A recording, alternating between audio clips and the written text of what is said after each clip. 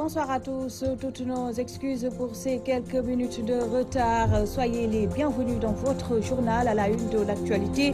Les programmes de gratuité de Macky Sall sont en train de mettre à genoux les hôpitaux du pays à Ziguinchor. Les travailleurs de l'hôpital régional exigent le paiement immédiat de la dette de l'État et réclament en outre le départ du chirurgien et de l'urologue de la structure. 19 morts en 72 heures sur les plages de Dakar.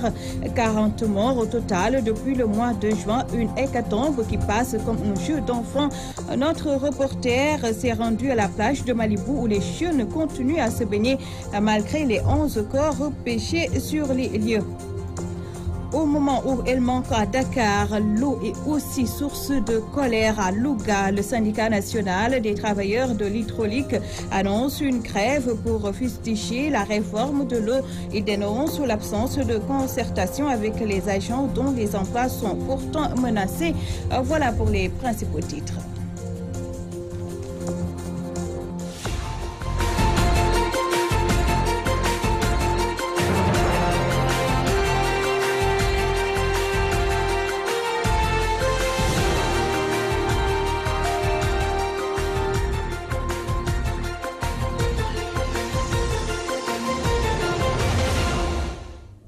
Merci de vous.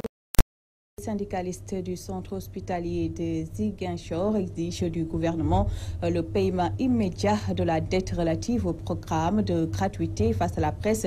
Ils ont aussi réclamé le départ du chirurgien et de l'urologue de l'hôpital régional qu'ils accusent de bloquer le fonctionnement de la structure. Les mises en cause bottent en touche. Les détails dans cette correspondance de Amadi Khalil Djemé. Face à la presse, mercredi, la section CNTS du centre hospitalier de Ziguinchor a exigé de l'État du Sénégal le paiement de la dette relative aux différents programmes de gratuité. Plan Sésame, les césariennes, les dialyses et les mutuelles de santé affiliées à la CMU, qui au 31 décembre 2017 sont calculées aux environs de 500 millions de nos francs. Les camarades de Siméon Faye ont réagi suite aux accusations portées sur le comportement du chirurgien et de l'urologue de l'hôpital. Ces derniers sont accusés de bloquer le fonctionnement de l'institution hospitalière par des refus systématiques de consultation bien qu'urgentes entre autres. 2 chirurgiens de la structure, à savoir Dr Cheikh Diouf, qui est PCME sortant de la structure, et son acolyte Dr Ibrahim Diallo. Donc de février à nos jours, l'histoire se répète encore une fois. Pourquoi est-ce que le ministre ne peut pas prendre ses responsabilités par rapport à ça? Nous réclamons le départ de principalement ces 2 chirurgiens et de toute autre personne qui empêcherait l'hôpital de fonctionner correctement, de soigner nos parents qui sont les malades au niveau de la structure. Nous avons une liste de plus de 500 malades et ça, c'est des investigations que j'avais faites au mois d'avril 2017.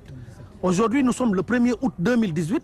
Vous conviendrez avec moi que la liste de 500 est dépassée. Très souvent, cas d'appeler des malades pour venir se faire opérer et qu'on leur dise que ces malades sont décédés. Le cas du gosse qui a été percuté par le camion, qui est arrivé au niveau des urgences à 18 h, c'est un cas de négligence. Pourquoi? Parce que les urgences ont fait ce qu'ils ont pu, mais vous savez que dans un cas d'accident, il y a un médecin spécialiste qui devait être sur place pour faire la chose. Et tous les médecins de l'hôpital sont d'astreinte, on leur paye une prime d'astreinte. Comment se fait-il que ce médecin puisse rester chez lui et qu'il demande qu'on lui fasse la situation et qu'on le lui envoie via WhatsApp, hein, et qu'il se résolue à dire que non, je viendrai demain parce que ce n'est pas la peine de le mettre au bloc opératoire. Lui qui disait que je viendrai m'occuper de ce cas demain matin, le gosse est décédé entre 23 h et 0 h. Et ça, c'est le vase. Par la voix de Siméon Ndim Faye, secrétaire général de la sous-section CNTS de la structure hospitalière, la CNTS interpelle le ministre de la Santé sur la question. Quant au médecin incriminé, le premier balaie en brèche alors que le second promet de s'expliquer là-dessus dans les prochains jours. Le directeur de la structure sanitaire a lui promis de réagir dans les prochains jours sur cette question qui enfle les débats dans le sud du pays d'où vous a parlé Amadi Khalilou Djemé pour la radio-télévision Walfadjri. Autre mouvement d'humeur, celui du syndicat national des travailleurs de l'hydraulique qui menace d'aller en grève dans les jours à venir. En assemblée générale, ces agents en charge des forages ruraux déplorent leur exclusion des concertations sur la réforme de l'eau. À Louga, le compte-rendu de Omar Kairé.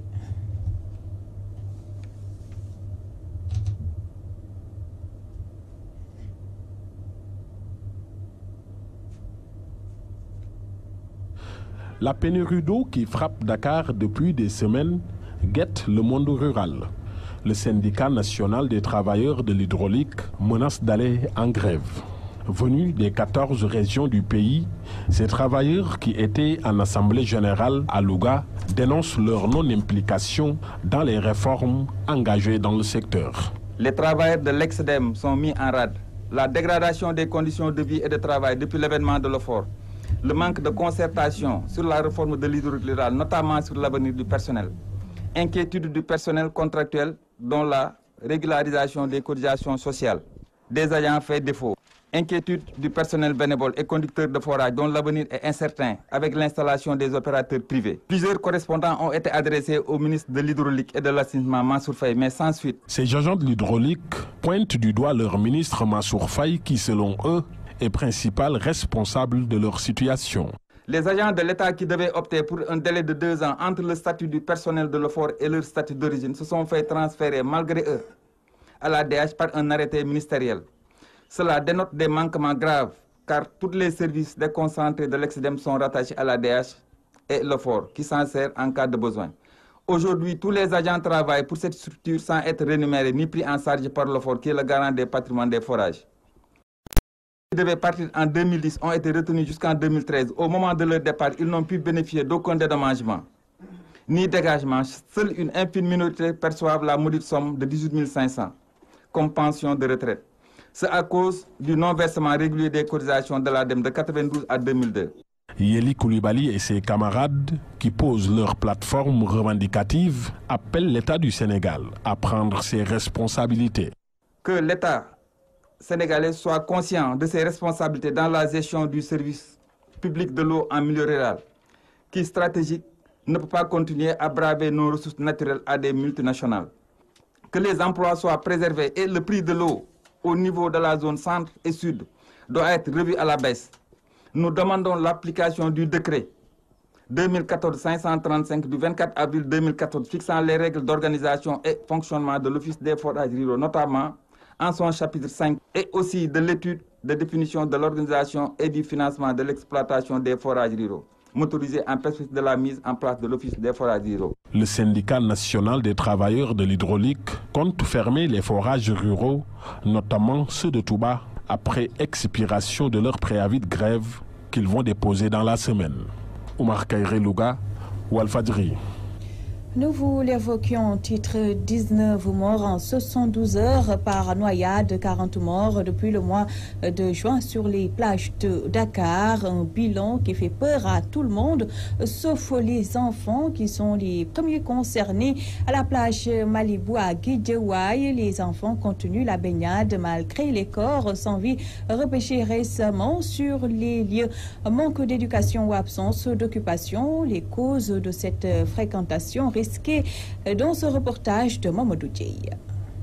Les vacances viennent à peine de commencer et les plages sénégalaises font parler d'elles. À la plage de Malibu, les 4 corps sans vie repêchés le week-end dernier ne découragent pas les jeunes. Une situation que certains tentent d'expliquer. Pendant les vacances, les jeunes sont en manque d'occupation et d'activité.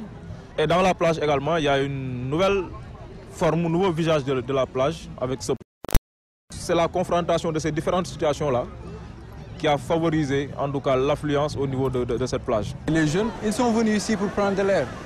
Ils en ont envie et ils doivent prendre de l'air parce qu'on est en moment de vacances. Mais aussi les autorités, ce ne sont pas leur problème, ils ne s'en occupent pas, ils ne gèrent pas le problème de tout un chacun. Située à Guédiawaye dans la commune de Golfe Sud, la plage de Malibu accueille tous les jours une foule indescriptible. Mais pas un seul maître nageur engagé par la mairie de cette localité. Sinon, sont des sauveurs bénévoles.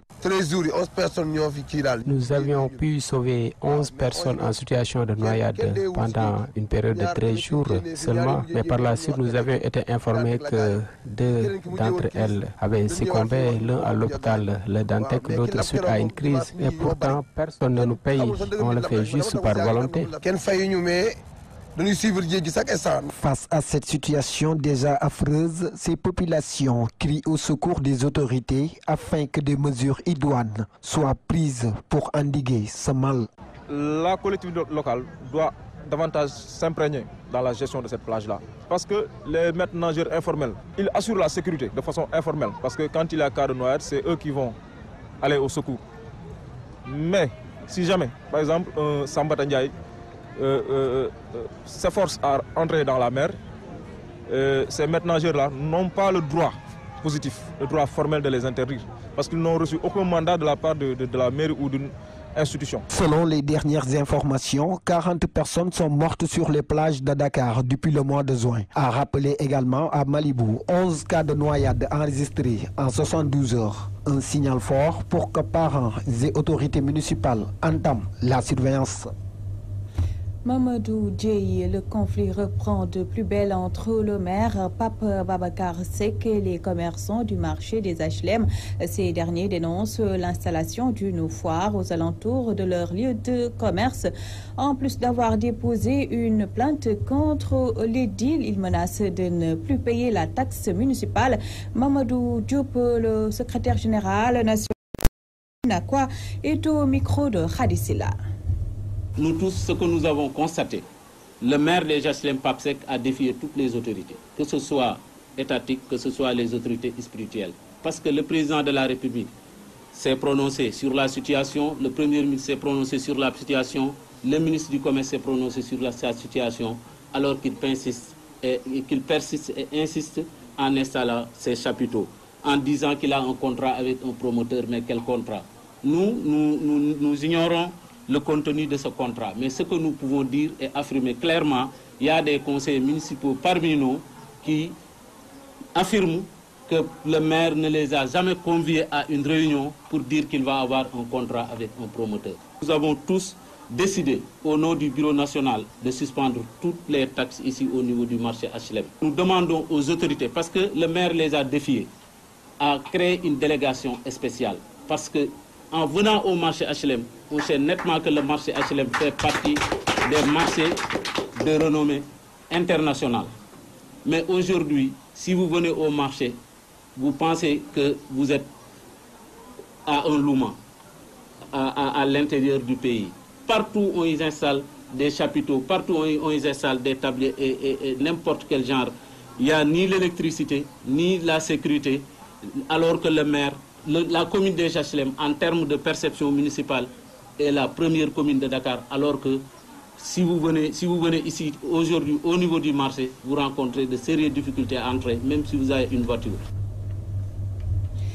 Tivaouane n'a pas besoin d'un maire fantôme, encore moins d'un maire par procuration. C'est en tout cas ce que dit le Front démocratique et social de résistance nationale. Les représentants du front dans la cité religieuse fustigent le mépris dont fait montre le maire à l'égard de ses administrés en général et des travailleurs du secteur informel en particulier. Ibrahim Ndiaye. Tivaouane ne mérite pas un maire absentéiste qui n'a aucune vision politique communale pour améliorer ou prendre en charge les conditions de vie et de travail des populations de la cité religieuse, selon le Front démocratique et social de résistance nationale de la commune. Matabara Sey. Conscient de cet échec qu'il bluffe avec une audience publique guignolesque, désertée par les populations qui crient sur tous les toits leur désarroi.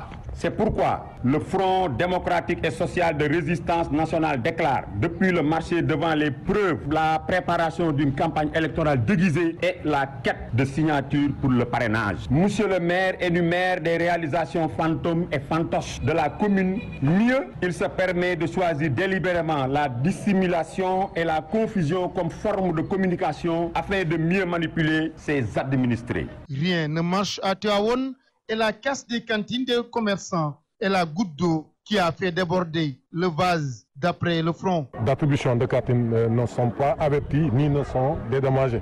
C'est le conseil municipal qui avait demandé aux crieurs publics de demander aux détenteurs de surface de cantines de venir très rapidement construire les cantines. Sinon, on risque de les réaffecter. Au maire de Tivaouane, s'il n'est pas en mesure de régler les problèmes de Tivaouane, et s'il n'ose même pas affronter les populations, parce que c'est un maire fantôme, il n'a qu'à se démettre. Le Front interpelle le maire et estime, s'il n'est pas capable de gérer la cité, qu'il démissionne. Nous interpellons le maire de la commune qui est toujours absent de la ville, si vraiment il n'est pas capable d'assumer ses fonctions de maire, il n'a qu'à démissionner pour qu'on le remplace par des gens qui sont de Tivaouane, des Tivaouana pure souche qui sont là et qui peuvent travailler pour la ville.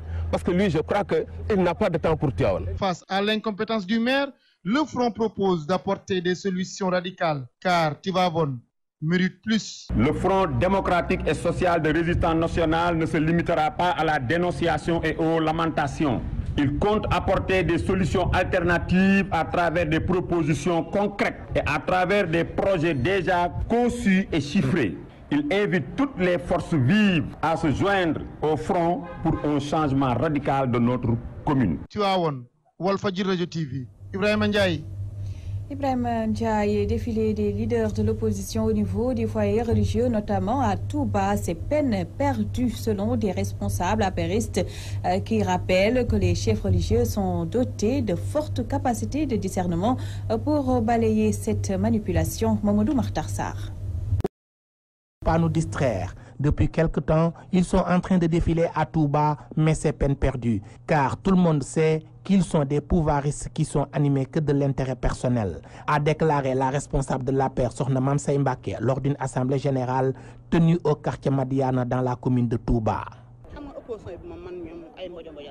Les leaders de l'opposition, on les connaît tous. C'est des beaux parleurs. Ils passent tout leur temps à dénoncer le parrainage. Ils doivent descendre sur le terrain et convaincre leurs militants au lieu de dénigrer le président Macky Sall et les députés de la mouvance présidentielle. Nous savons très bien que c'est des marchands d'illusions. Ils sont en train de venir à Touba pour rencontrer les autorités religieuses. Mais c'est peine perdue. On sait très bien que ce qui les intéresse, c'est le pouvoir.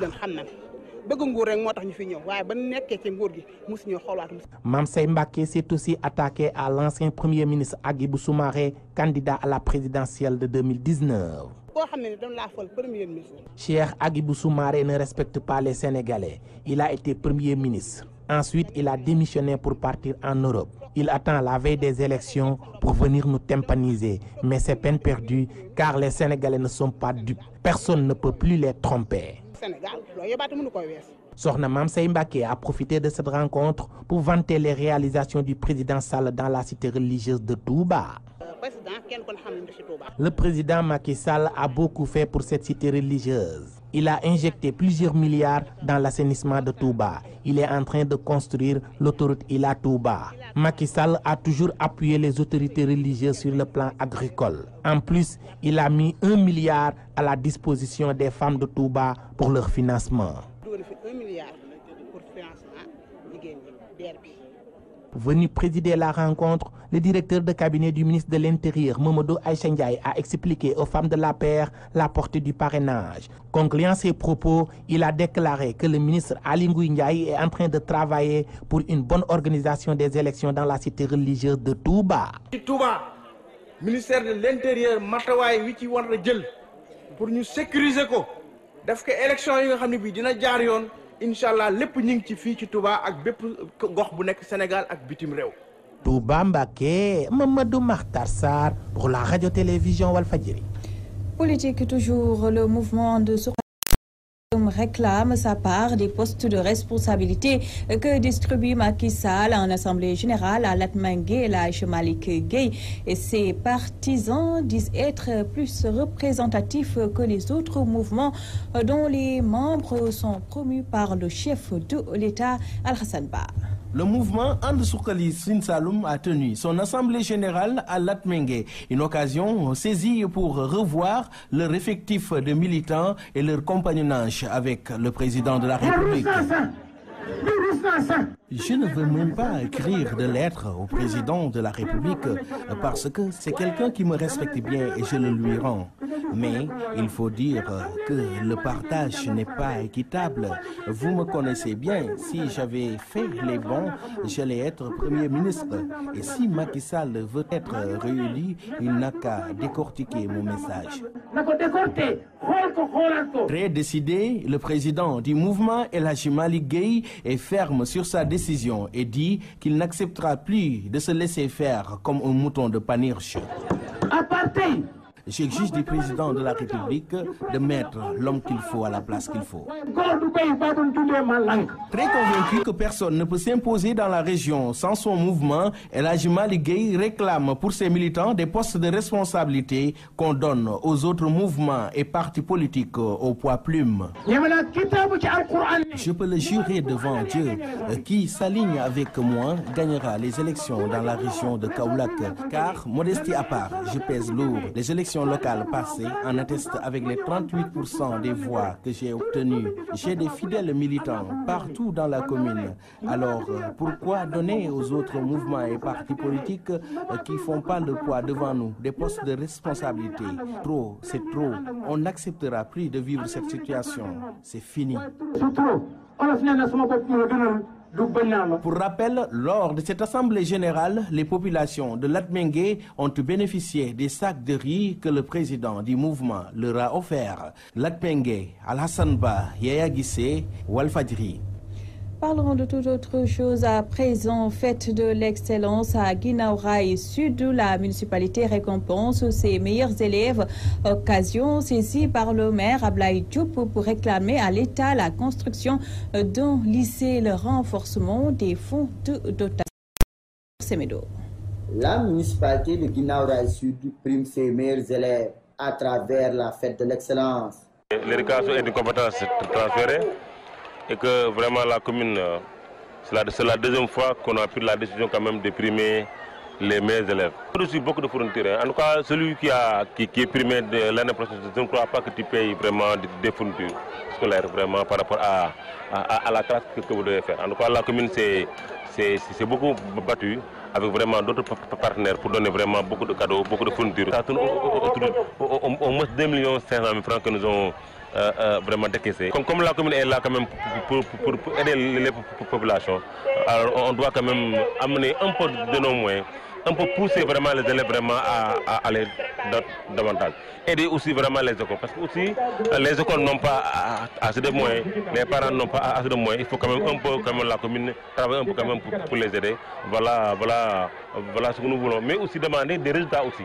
Une action bien saluée par la communauté éducative. On est très contents de cette fête de l'excellence parce que ça a apporté un plus pour Guinaw Rail.